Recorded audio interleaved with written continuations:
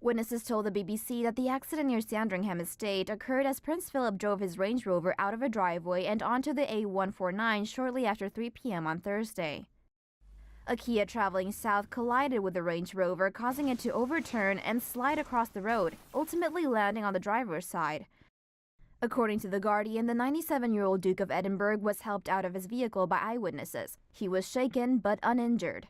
The female driver of the Kia suffered cuts, while the female passenger sustained an arm injury. Both needed hospital treatment but have since been discharged.